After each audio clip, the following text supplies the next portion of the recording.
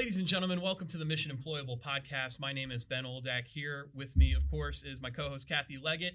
And with us today is IWD Director Beth Townsend, who just got back from my neck of the woods, Washington, D.C.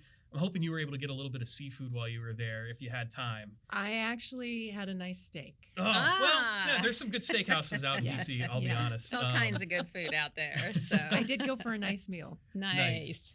Well, the reason that you're out in D.C. is the reason that we're having you in on the show today, and that's because you were testifying before the U.S. Housework and Welfare Subcommittee about, and I don't say this lightly, record-setting success of employees' reemployment case management program, which we will hereafter refer to as RCM. Just want to get another acronym out of the way. So welcome into the show. Well, thanks, Ben. Thanks, Kathy. Great to be here. You guys know I love doing podcasts. Yeah, so good to have you. So for those who aren't aware of what RCM is and why the U.S. House of Representatives want to know more about it, fill us in. Sure. So the Reemployment Case Management Program is a program that Iowa designed and implemented in January of 2022. And it was based on the RISIA model of providing outreach to individuals who are on unemployment but who had not yet found a job. So basically what we did was we took that model and we said, well, what if we started reaching out to people from day one? So if you file for unemployment benefits over the weekend, what if we called you the next week and said, okay, let's look at your resume, let's look at your interview skills, let's look for jobs, let's make sure you're doing your job search activity.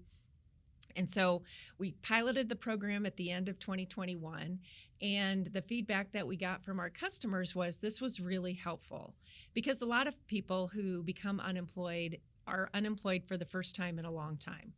And maybe they haven't kept up to date with how jobs are found. And so we really wanted to provide them intensive case management services, which is what the program does. Is this, do they opt in or do they just everybody gets it? So it's mandatory for anybody who is not in an industry that is subject to seasonal layoffs. Okay. So the high-skilled, high-demand workers in construction, in road crews, they are or are in a union do not have to participate in RCM. Everybody else does. Okay. I think it really sounds great, and I know we're going to get to the testimony, but I do have another kind of question or thought process. So this to me is a perspective that we would want to encourage anybody to have. Okay, so something's happened, it's upset your whole world. Here's an opportunity, and we're here to help you. Mm-hmm. I think that's a whole different thing than, oh my God, it's still an, oh my gosh, what am I going to do? But we're here to help, and we have a system set up to get you back engaged, use your skills, and back to work. So I don't know, I just have to emphasize that a lot. I think that's huge. Yeah.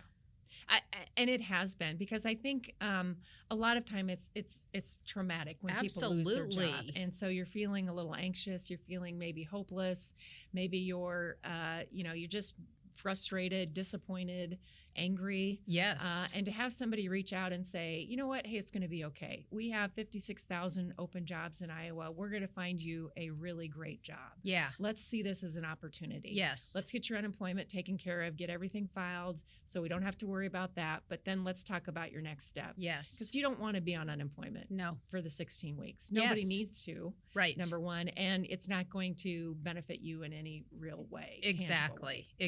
So I just love it. I want people to share this, and I want people to know that this is what we do here in Iowa. And so, if you know somebody, have them reach out. So I digress, but I was just really excited about that. Yeah. And so, the net result of this so far is that we've reduced the amount of time that people have been on unemployment from an average of 13 weeks to 9, which correct. Is the lowest amount of time that people that are people on unemployment in the 64 years, I think it was, that we've been keeping these statistics. That's right. So why does this caught the attention of the U.S. House of Representatives, and why do they want to know about it?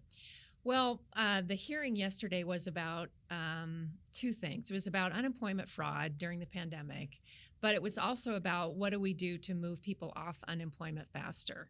We're the only state in the country that is doing this type of program.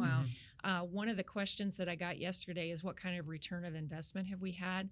So if you look at how much Iowa has spent in American Rescue Program dollars, which is how we're funding it currently, we've spent approximately $4 million from January of 2022 through today on personnel, on the case management system that we bought to be able to do this program. And we estimate that we're going to save approximately $400 million by the end of this calendar year. Wow. We've already saved over $250 million in our trust fund.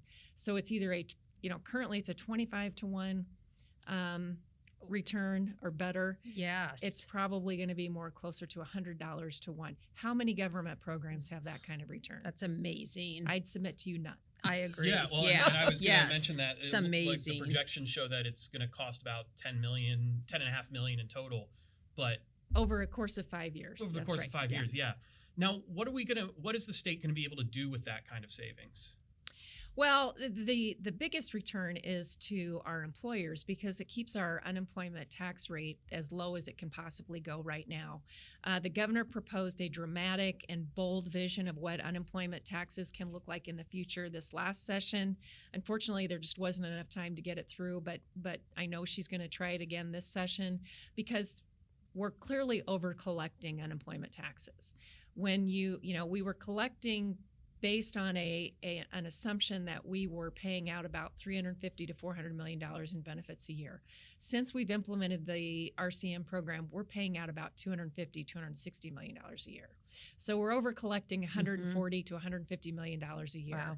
Wow. Even being at the lowest tax rate permissible under the current Iowa state code. So one of the things we want to do is to say, okay, we don't need to be taxing our employers at this particular time at this rate. And so one of the things we'd like to see happen is for the legislature to take that up again. The plan that she had previously proposed would have saved employers 40 to 60% of their unemployment taxes annually. And so that's what we hope to get to in the future. That's huge too. And you're right, for employers too. We want employers to come here. We want them to stay here. We want them to be competitive. Absolutely. Yeah. So another step in the right direction. Yes. Yeah. One other thing I want to mention when you talk on return on investment, and again, I kind of am over here, but it's like they're also, and it's maybe we can't put a dollar amount on it, return on investment for the people who are affected, because I've seen people who it's taken a long time for them to get reemployed or to get another job, and just the personal cost to people is huge. A lot of good things come with a career and employment, and so I think that's just another return on investment, maybe hard to articulate, but big one for Iowans. Well, we hear success stories every day from the program about individuals who come in and they're not sure what kind of job that they're going to be able to find. They almost always assume it's going to be less than what they left. And with the RCM counselors at your side, they're saying, no, actually it could be better. And we want it to be better. We want you to make more money. We want you to have more responsibility. We want you to have the dream job that you've always wanted but never took the opportunity and time to find. And we're going to do that this time. And so it's story after story after story of people finding that dream job, making more money than they ever thought that they would, maybe in a career field that they weren't sure that they were qualified to get into, but always wanted to get into. So it opens up so many possibilities. And it really, what it does is it's connecting all of the great opportunities our Iowa employers have with people who are looking for jobs. Yes. And careers. I should say careers more than jobs, because that's really what it is about. Yeah. And to continue to qualify for unemployment under RCM, there are a couple things that changed. The work search requirements went from 2 to 4, and I think they added one more job application as part of that. So 3 applications per week. But on top of that, like you said, added coaching, case management, so that claimants don't have to shoulder that kind of increased activities on their own. They've got someone else by their side now. How do those two concepts work together to make this program successful? Well, number one, it introduces accountability. So our RCM case managers can look and see what jobs you're applying for. And if you're applying for jobs that you really have no interest in, you're just checking the box to get your unemployment, that's not gonna be acceptable. But it also helps them to determine if your job search strategy is going to be successful and work for you. Maybe you're applying for jobs that you're overqualified. So let's look at where you should be applying for jobs. Maybe you're looking for jobs that you're underqualified for, and that's maybe why you're not getting the callbacks and interviews that you'd like. So what can we do to change the strategy of your job search activity so that it's successful? All of the RCM program is designed to help Iowans be successful as quickly as possible to find that next opportunity. When you boil it down, essentially that's what it is. That's a good tagline for it. I think, yeah, we should cut that out and use it. Right, because I mean, unemployment's our safety net, right? It helps tens of thousands of Iowans, but it doesn't provide like health insurance, doesn't provide retirement benefits, which are long-term things that you need in order to be successful for the rest of your life post, losing a job. You kind of talked a little bit about this, but I didn't know if you could talk a little bit more about kind of shifting that mindset from finding a job to finding a career. Mm-hmm. Well, and because we know from our own experience and the research that when individuals are in a job that they really want and they care about, they're going to be more motivated, they're going to grow, they're going to be more likely to stay with the employer. Because one of the things we're trying to do is cut down on the churn in the workforce, right? That we saw immediately after the pandemic, people were changing jobs, just every few weeks. And so that's a pretty good indication that the job that you're taking is not something you really want to do. You're just doing it because it's a job and I need a job right now. So why don't we take the extra time, the extra few weeks, find that job you really want and that is going to provide the opportunity to take care of yourself and your family at the level that you want to be, that's going to take advantage of all your experience and your education, and give you room to grow within it. So really, when you're helping individuals look for careers, that's going to be more satisfying and hopefully more sustainable. And I think employers are seeing that. Yeah, it's great. Do you know how far out will we continue this program once the funding is gone, or what plans are there in that direction? That would certainly be the hope. Okay. The beauty of the ARP funds is that they allowed us to create and implement this program. It's hard for me to imagine the legislature not wanting to keep the program moving forward when you have a return of $100 to $1 for every one of your investments. And it's becoming so ingrained in the way that we help individuals. I mean, it's not only just we're helping you find a job, but we also help you navigate the unemployment system. We help you find opportunities you might not otherwise find. I mean, it's a lot of there's so many collateral consequences in a good way of the program that it's something we should absolutely sustain and keep moving forward in the future. Makes sense to me. What do you think other states need in order to implement a similar kind of program? Well, first of all, they need to make the commitment. I do think I was asked this question yesterday, and I do think for some states it's a funding issue because, we had to hire 18 additional staff because the staff that you have now currently could not take this on, could not take on calling all of the people who are on unemployment. So you have to have funding, but I also think you have to make a decision that this is how we want to operate, that we really do want to start getting people back to work sooner rather than later. We've gotten a lot of calls from other states. We've gotten recognition from other programs who've looked at what we're doing, and I do think that we're going to see some movement. One of the Chairman LaHood had proposed a bill called Bridge the Gap, which would basically move RISIA funding and make it available for states to use sooner. Now, I don't know that that's going to be sufficient because the RISIA program, unlike the RCM program, is not built on sustained contact. It's built on, Kathy, I'm going to call you at the 5-week point. I'm going to check in with you, see what you need, make some recommendations, and then if I see that you're still unemployed at week 8 or 9 or 10, I'll call you back, see what else we can do, as opposed to RCM, which is, Kathy, I'm with you from day one. Yes. And we're going to stay together and we're going to work through this until you find that job. Big difference. Yeah, big difference. Yeah. We have, like we said earlier, we've had the lowest amount of time spent on unemployment in 64 years. And, we're having counselors keep in, weekly, daily contact with folks. What does that say about the people that are making this program happen on the ground? Well, I've been fortunate enough to meet some of the RCM caseworkers recently as we've been doing our field trips around the state to go to all the offices. And they are some of the most dedicated and professional individuals. And what I love about them is they're so positive. They love what they do. They love helping Iowans find jobs, and to really just be able to focus on that and nothing else is really, it's good for us as a program for them to be able to have that kind of focus, but it's really fulfilling to them to be able to see, and they get the benefit of, it's short-term gratification, right? If I'm helping Ben find a job and Ben finds a job in 4 weeks, I get that gratification because I have helped you change your life in 4 weeks. Yes. And and a lot of times our programs take longer to work.